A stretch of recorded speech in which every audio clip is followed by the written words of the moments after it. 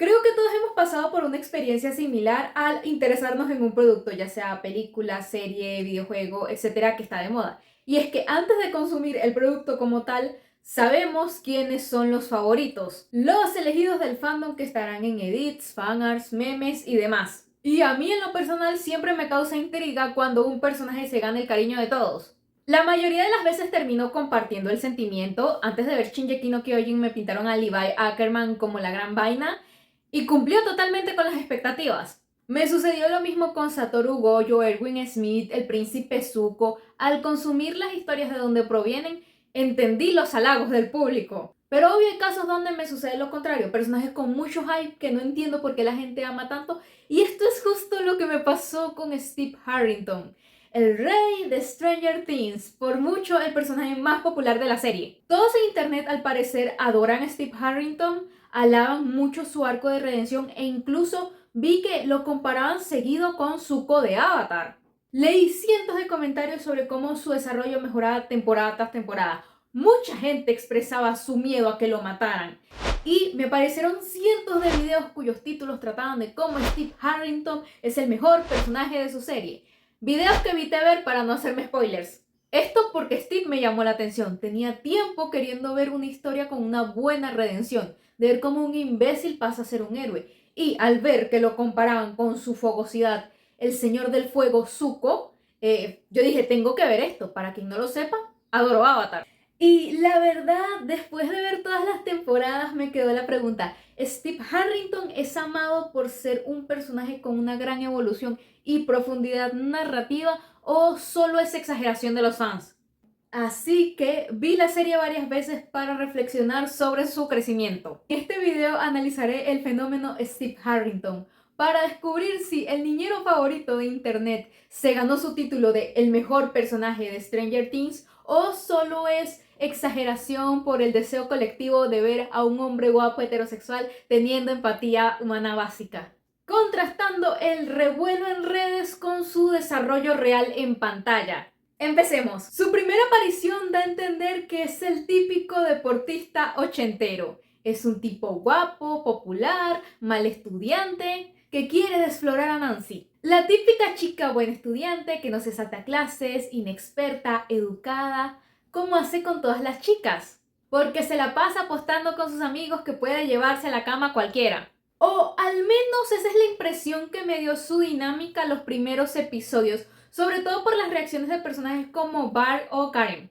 Pero algo que me gustó mucho de esta primera temporada es que los personajes no se sienten como los típicos clichés andantes hollywoodenses, sino que se sienten muy humanos dentro del rol que les impone la sociedad. Steve obvio quiere acostarse con la chica que le gusta, pasar el rato y divertirse. Y Nancy igual. Miente para ir a casa de Steve y hasta se compra ropa interior. Es gracioso ver cómo los demás personajes la tratan como si se estuviera metiendo en la boca del lobo cuando ella es el lobo. Y resalto esto porque muchos productos parecen olvidar que las chicas también sienten curiosidad, deseo sexual y quieren probar cosas nuevas, sobre todo si están en la adolescencia. Después viene la parte donde Jonathan le toma fotos a los chicos en su reunión privada y en especial a Steve y a Nancy en su habitación.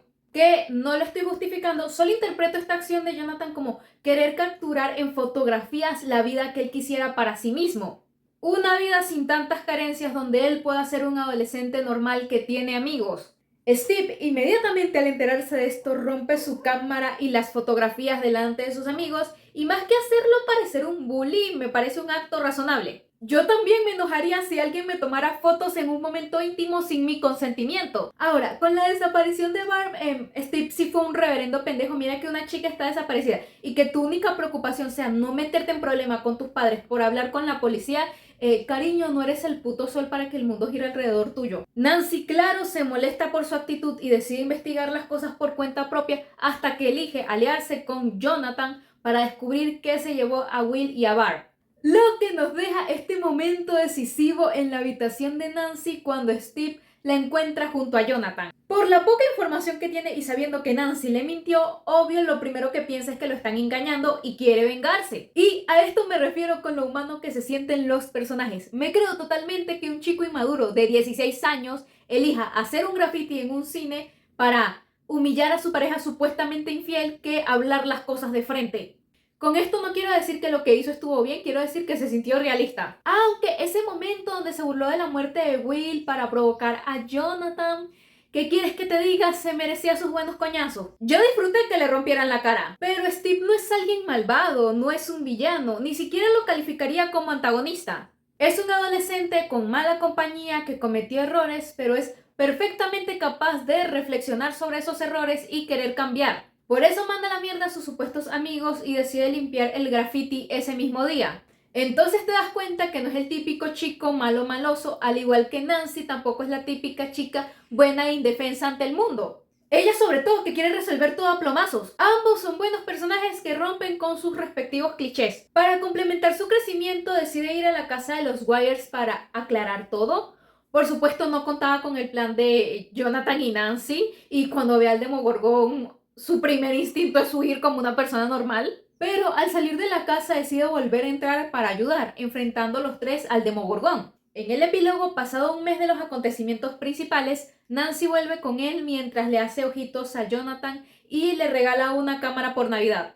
Aunque jamás se aclara de quién fue la idea o si la compraron entre los dos, yo creo que fue un regalo exclusivo de Steve como forma de pedir perdón y le pidió a Nancy que se lo entregara para que no se le viera tan raro. Es decir, son los 80, la masculinidad frágil abundaba. Ahora, con respecto a la reacción del público y el gran arco de redención, me lo imagino que todos alaban su arco de redención, su gran desarrollo de cómo pasó de bully a héroe. Mira que para compararlo con la redención de Zuko, yo me esperaba que Steve fuera un poco más imbécil esta temporada, que sus actos fueran tan cuestionables que siguieran teniendo peso incluso después de redimirse. En el show ni siquiera es una mala persona, solo es inmaduro e impulsivo. Y sus acciones malas, como romper la cámara o hacer un graffiti, tienen una explicación. Y tampoco lo calificaría como antagonista, ya que la mayor parte del tiempo ni siquiera es consciente de los planes de Jonathan y Nancy. Ignora todo el tema de los experimentos, los monstruos, el otro lado. Es más un obstáculo inconsciente que cuando toma conciencia si puede ayudar, ayuda. Y para mí, un buen antagonista no es alguien malvado necesariamente, es un personaje con buenos motivos o intereses propios para truncarle el camino a los personajes principales por todos los medios que estén a su alcance, justo porque los objetivos de los personajes principales no se alinean con lo que él quiere. Entonces me decepcioné un poco, pero me gustó que los personajes se sintieran tan naturales. La segunda temporada es muy odiada, aunque a mí me gustó. Creo que tiene la esencia de Stranger Things que se diluyó con las siguientes temporadas. Aunque sí, tiene sus momentos innecesarios y la trama es un refrito de la primera temporada, pero siento que funciona. El desollamiento es como representación del AS infantil, Will como el punto central que mueve la historia, y aún está esta percepción de peligro o incomodidad que acecha a los protagonistas. Sobre todo a los más pequeños. Esos fueron sus puntos más fuertes en mi opinión. Esta temporada Steve consolidó su lugar como el personaje más popular de la serie. La vida en Hawkins parece normal, él y Nancy parecen llevar la típica vida de una pareja adolescente, aunque en el fondo sabemos que algo está mal. Nancy sigue en duelo por la muerte de su mejor amiga Barb y Steve no sabe cómo consolarla. Van a cenar con los padres de Bárbara cada cierto tiempo y cuando Nancy se entera que venderán su casa para pagar a un investigador privado que revele el misterio de la desaparición de su hija, se quiebra. Es Halloween, los invitan a una fiesta, Steve le propone divertirse como adolescentes tontos y Nancy se comienza a emborrachar como loca. Steve trata que se detenga y la borracha básicamente le dice que es una mierda por fingir que todo está bien y que están enamorados. A Steve, obvio, esto le cae como balde de agua fría porque su novio está admitiendo que su relación es una farsa y que no lo ama, y hasta puedes ver el momento exacto cuando su corazón se rompe. Steve se va de la fiesta entre enojado y dolido y Jonathan lleva a una muy ebria Nancy a su casita y la deja sana y salva. Esta escena me genera muchos sentimientos encontrados porque entiendo que Nancy está pasando por un duelo silencioso por la muerte de su mejor amiga y no le puede decir a los padres de esta qué pasó para que estén en paz y decide emborracharse para ahogar sus penas como cualquier padre latinoamericano promedio. Y a su vez me cayó muy mal lo cruel que fue con Steve, porque él sí está enamorado de ella y ella solo se quedó con él porque Jonathan estaba muy concentrado cuidando a Will como buen hijo parentalizado. Y la conversación con Murray después lo deja más claro. Estuvo de novia con Steve mientras en realidad amaba a otro. Trató a Steve como la segunda opción, la opción segura, la opción cómoda. Aunque tampoco me gustó que Steve la dejara en ese estado en la fiesta. Comprendo que no la quisiera ver ni en pintura, pero flaco, está borracha y le puede pasar algo malo o alguien le puede hacer algo malo. ¡Tienes que cuidarla! Me da ansiedad ver a mujeres en ese tipo de contextos. ¡Alguien tiene que hacer algo, por favor! ¡Soy el único que se da cuenta! En fin, al día siguiente Nancy no recuerda casi nada de lo que dijo o hizo y se molesta con Steve porque no la pasó a buscar y decide interrumpir su juego de baloncesto para reclamarle. Entonces es Steve quien le reclama por todo lo que le dijo y le dice que le diga que lo ama, pero Nancy se queda callada y Steve decide volver a su juego de baloncesto mientras le dice que ella es la hipócrita. Dato curioso, los hermanos Duffer confirmaron que esta es una escena de ruptura. Parece más una escena de pelea, sí, pero bueno, ellos son los creadores y si dicen que es una escena de ruptura es porque rompieron. Más adelante, Dustin tiene problemas con la criatura del Upside Down que encontró y como todos parecen ocupados, aprovecha que ve a Steve que justo iba a reconciliarse con Nancy y le pide ayuda, formando uno de los dúos más queridos de la serie. De verdad, fue un gran acierto juntar estos dos porque tienen mucha química. Me dicen que son hermanos y les creo completamente. Steve ayuda a Dustin con la criatura, charla, le dan consejos y se le suman Max y Lucas, transformándolo en el niñero de la serie. Cuando se encuentran todos en la casa de los Warriors y hacen un plan para atacar al Desollamentes y sacarle el chamuco a Will, Steve demuestra lo mucho que ha madurado y le dice a Nancy que acompañe a Jonathan porque sabe que entre los dos pasa algo correspondido. Esto a pesar de que la sigue amando. Nancy al principio se hace la loca, pero después acepta irse y Steve se queda a cargo de los niños. Luego llega Billy a buscar a Max y se pelean porque alguien le tiene que partir su madre a Steve Harrington cada temporada. Y los niños aprovechan que está medio inconsciente para llevarlo al lugar donde está el Desollamentes para ayudar con la misión. Derrotan al malo, bla bla bla, todo termina en un baile porque esto es un puto producto yankee. Todo tiene que terminar en un puto baile escolar. Las últimas escenas que tenemos del personaje es él llevando a Dustin al baile y dándole ánimos. A lo lejos puede ver a Nancy Wheeler. Aún la ama, lo ves en su mirada, pero la deja ir. El crecimiento de Steve me gusta mucho esta temporada. Se nota que ha madurado. Es gracioso, es triste y es heroico por partes iguales. Hacer que rompa con Nancy fue un acierto de verdad, ya que él se merece a alguien que sí lo ame. Y con esta temporada comencé a entender el cariño del público hacia él. Ya en la tercera temporada, para mí, Stranger Things pierde lo Stranger. Hay demasiado drama adolescente y propaganda pro-yankee. Steve consigue un trabajo en el nuevo centro comercial del pueblo y comienza a probar lo horrible que es la vida adulta. Como diría Nanami, descubrí que trabajar es un asco. Ahí no solo tiene que lidiar con clientes molestos, sino que su compañera de trabajo aparentemente lo odia sin ninguna razón y para completar, desde que rompió con Nancy, perdió su poder de ligar. Eso no coge ni un resfriado. Dustin vuelve de sus vacaciones y le cuenta que interceptó un mensaje ruso y quiere su ayuda para ser héroes estadounidenses. Y la verdad, al principio creí que la serie iba a ser una crítica interesante sobre política utilizando la Guerra Fría. Pero todo se resumió a que los rusos son malvados porque son comunistas y los gringos son buenos porque son capitalistas. ¡Yay! Ah, y los rusos no son solo malvados, sino que también son estúpidos porque 3 adolescentes y una niña lograron infiltrarse en su base subterránea súper secreta y 3 adultos, 2 de ellos sin experiencia militar, lograron arruinar todo su plan malvado súper secreto. Porque son rusos malvados estúpidos de Rusia.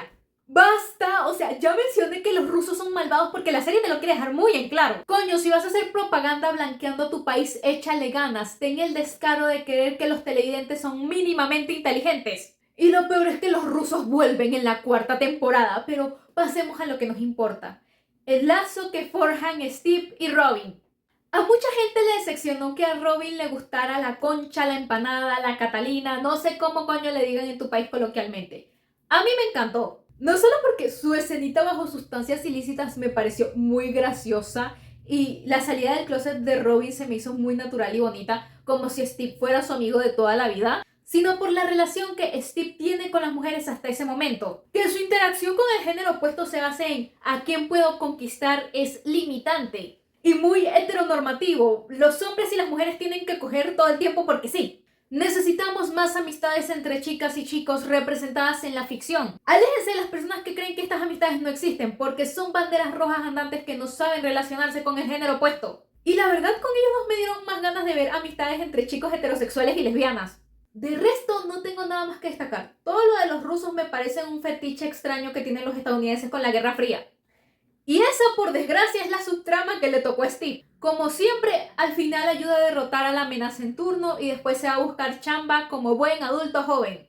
Con respecto a su crecimiento, siento que avanza porque por fin tiene un amigo de verdad de su edad, pero no siento que sea la gran cosa. Creo que Steve resalta esta temporada porque la calidad disminuye. La serie involuciona a varios de sus personajes y dinámicas. Joyce y Hopper me parecen insufribles discutiendo a cada rato y actuando individualmente también. Will funciona como antena humana. Max, Eleven, Mike y Lucas están en un drama adolescente que la verdad me aburrió. Nancy y Jonathan ya pasaron la etapa luna de miel de su relación y están teniendo problemas, lo que no me parece necesariamente malo ya que esto es muy realista. Solo que después de su discusión el único que se disculpa es Jonathan y Nancy no parece entender lo que implica la posición socioeconómica de este. Hay un momento cringe de canto con el que se supone es un momento serio e importante. Y no me hagan hablar de los anuncios. Pero lo peor está por venir. La gran decadencia de Steve Harrington ocurre entre la cuarta y quinta temporada al traer de regreso un hijueputa triángulo amoroso que se supone ya había concluido y que no aporta un culo. Yo no me pongo triste. No tengo tiempo para eso. Yo lo que estoy es arrecho. O sea, yo me pregunto, ¿a quién se le ocurrió la brillante idea de reducir a 3 personajes a una guerra de ships? Se olvidaron de Jonathan, lo dejaron solo en un rincón, a Nancy la redujeron a un premio masculino y arruinaron el desarrollo de Steve. Porque no me creo que el mismo Steve Harrington que vi madurar todo este tiempo se empeñe en coquetearle a una chica con novio y después se haga el loco cuando lo confrontan. Porque Jonathan podrá hacer muchas cosas. Un rarito, un asocial, un adicto, pero siempre respetó la relación de Steve y Nancy. Incluso mintió sobre que él le pidió que se la llevara de la fiesta para no causarle problemas y ni amigos eran. Y viene Steve Harrington por sus huevos a decirle a Nancy que quiere 6 hijos con ella, aprovechando que Jonathan está lejos. Y después se pone a competir con él. Y cuando por fin tienen una conversación incómoda al respecto, invalida todo su discurso porque Nancy es solo una amiga. Que Nancy también actuó muy mal al no ponerle un alto, pero eso ya lo abordaré en un video hablando sobre este innecesario triángulo amoroso.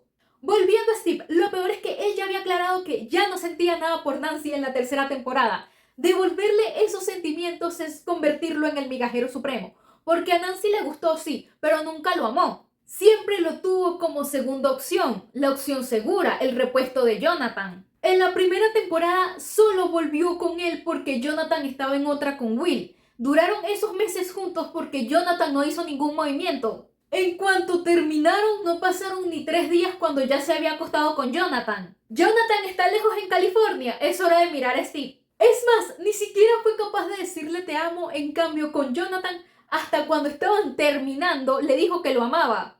Y esa conversación con Eddie es pura heteronormatividad. Una chica no puede salvarte cuando estás en peligro, no porque ella sea valiente, no porque te aprecie, no porque sea su amigo o simplemente porque no quiere que algo te haga daño. Es porque ella te ama. Porque obviamente la serie no mostró a Nancy como alguien capaz, valiente, que se preocupa por los demás. Y tampoco entiendo a los Stancy Shippers, no sé a qué se aferran. Y llegué a la conclusión de que ni siquiera les importa a Nancy como personaje, solo la quieren junto a Steve, porque Steve la ama y eso supuestamente le dará felicidad, porque es su personaje favorito, convirtiéndola en un premio, un poco como lo que pasa con las Billers, o Bailers, no sé cómo se les dice. No quieren a Mike, no les importa a Mike, solo quieren que Will tenga su premio y sea feliz. Y bueno, el mejor cierre para esto, aunque muy cliché y predecible, fue dejar a todos solteros mientras se encuentran a sí mismos. Sin embargo, los Duffer ya dijeron en una entrevista que entre Nancy y Jonathan aún puede pasar algo en el futuro, rematando a Steve como el migajero supremo y resaltando lo innecesario que fue este triángulo. Por todo esto creo que Steve Harrington es un personaje carismático que empieza bien, comete errores, crece, madura, su arco de niñera es genial, su conexión con Dustin me parece de las más genuinas. Sin embargo, lamentablemente es víctima de la decadencia de su propia serie y de sus escritores incompetentes. Su desarrollo se ve estancado por 2 temporadas en una subtrama romántica sin futuro, convirtiéndolo, en mi opinión, en uno de los personajes más sobrevalorados de la última década. ¡Adiós!